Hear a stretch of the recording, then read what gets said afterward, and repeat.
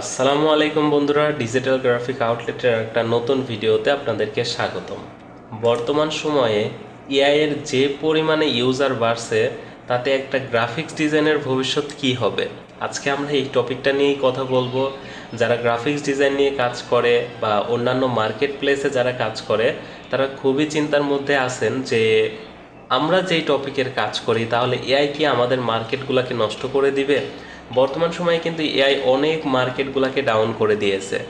তো আমরা সেই জন্য গ্রাফিক্স ডিজাইন নিয়ে কথা বলবো যে আসলে এআই এর জন্য গ্রাফিক্স ডিজাইন আমাদের কতটা ইফেক্ট ফেলবে, ঠিক আছে।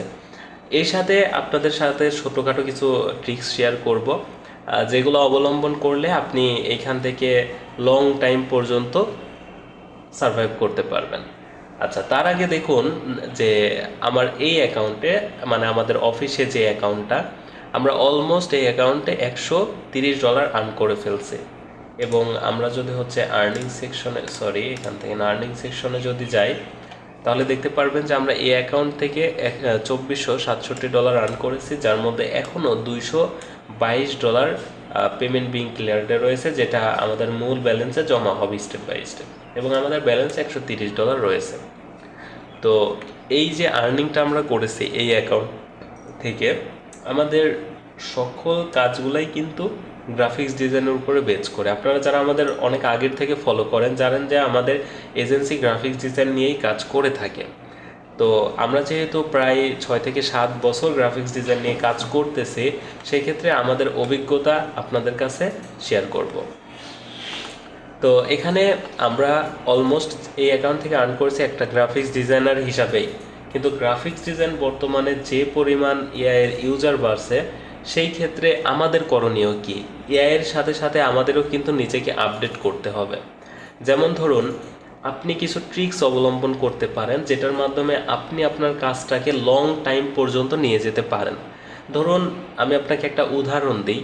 আপনার একটা যদি দোকান থাকে বা একটা শপ যদি থাকে, তাহলে প্রথম যখন আপনি দোকানটা স্টার্ট করবেন, দেখতে পারবেন যে দোকানে আপনার কিন্তু তেমন কোনো হচ্ছে আর্নিং অপরচুনিটিটা হয়তো শুরুর দিকে থাকবে না। আস্তে আস্তে আপনার কাস্টমারের সাথে পরিচিত হবে। যখন দেখবেন যে আপনি 2 বছর 3 বছর একটা দোকানে এক ধারসে কাজ করে গেছেন, আপনার নিজের দোকান, তখন দেখবেন যে অটোমেটিক্যালি আপনার একটা কাস্টমার বেস তৈরি হবে, যারা রেগুলার আপনার থেকেই নিজস্ব জিনিসপাতিগুলো কিনবে।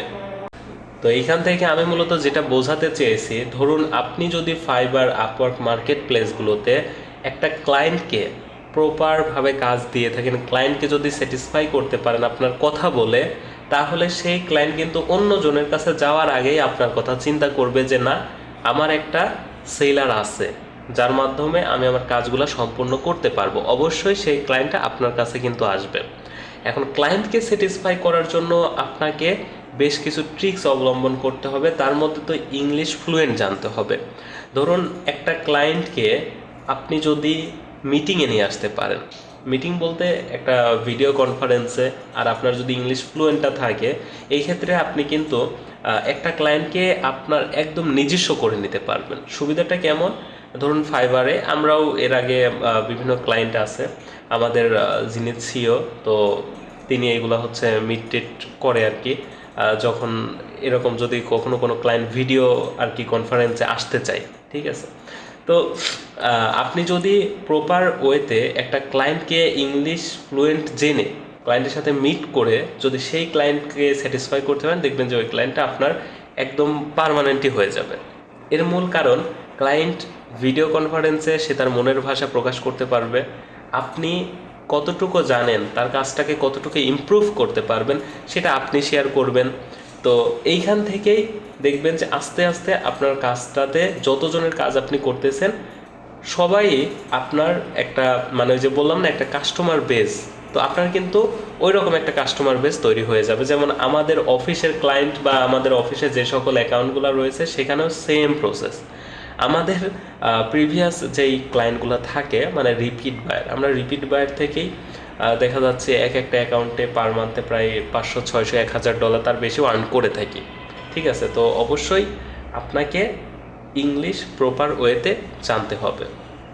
আচ্ছা, এরপরে আমরা যদি স্কিলের কথার দিকে আসি, ধরুন আমি এইখান থেকে আমার এটার হচ্ছে বায়ার সেকশনে যাই জাস্ট আপনাদেরকে দেখানোর জন্য যে আসলে গ্রাফিক্স ডিজাইনার হিসাবে কাজ এখনো কেমন।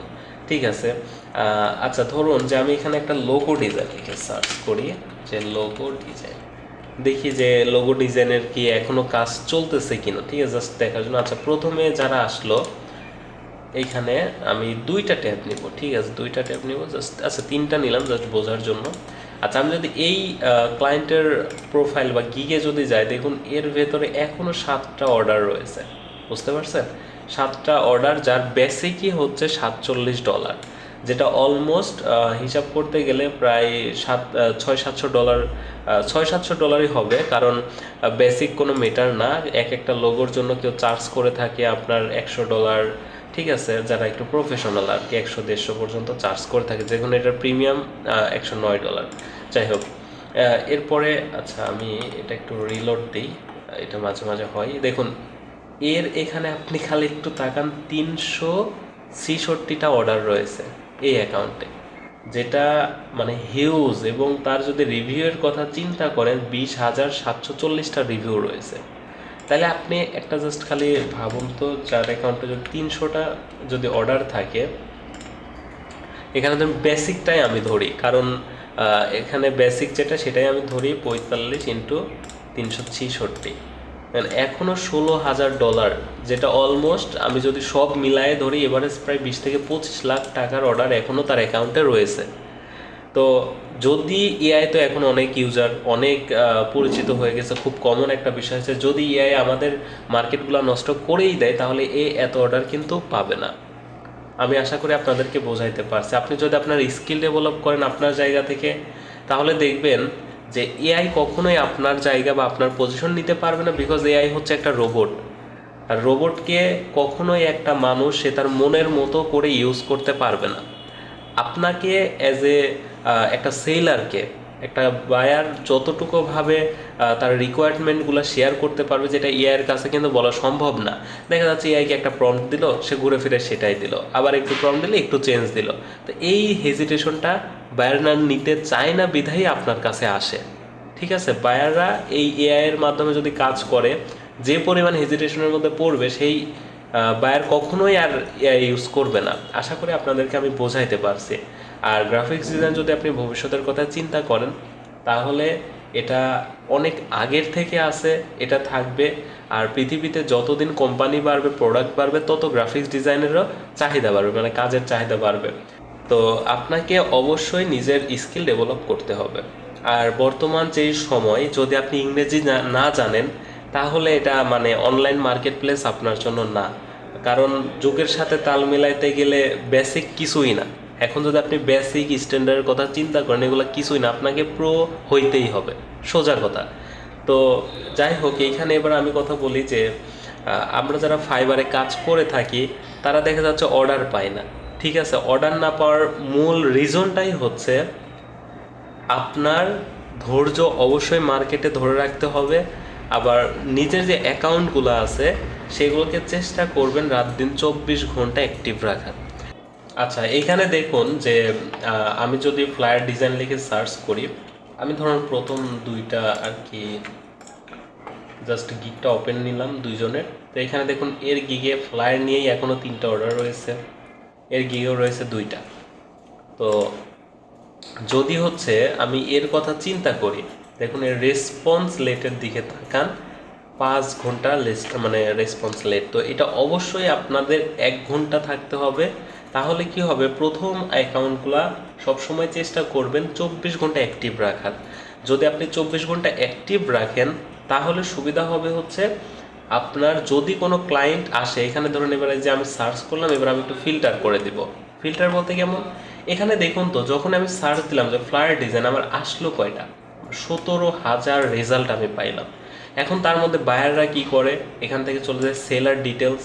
তারা চেষ্টা করে, এই যে অনলাইন একটা অপশন আছে অনলাইন নাও, আপনি একটা জিনিস চিন্তা করেন, 17,000 গিগের ভেতরে মাত্র অনলাইনে আছে কয়টা, 971টা মাত্র অনলাইন। এখন যদি এটা আমি অ্যাপ্লাই করে দিই, তাহলে দেখুন তো, একটু আমি নিচে যদি আসি, এইখানে একটু নিচে আসলাম, দেখুন একদম ছোট ছোট যে অ্যাকাউন্টগুলো আছে সেগুলো কিন্তু সামনের পেজে চলে আসছে।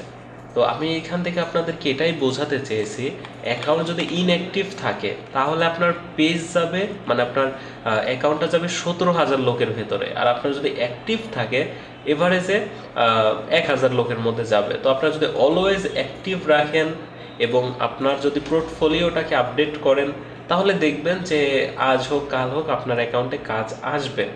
আর যদি কাজ কখনো দেখা যাচ্ছে না আসে, তাহলে আপনার কাছে একটা বাইপাস ওয়ে, যেটা হচ্ছে আপনার পরিচিত কোনো ভাই ব্রাদার যারা মার্কেট প্লেসগুলোতে অনেক দিন ধরে কাজ আছে, যাদের দেখা যাচ্ছে রিয়েল বায়ার বা ক্লায়েন্ট আছে, যেটা তারা পার্সোনালি কাজ করে থাকে, তাদেরকে বলে আপনার অ্যাকাউন্টে কিছু কাস্টমার্স বা অর্ডার হচ্ছে নিতে পারেন, সেইখান থেকে আপনি কিছুটা বেনিফিট পাবেন।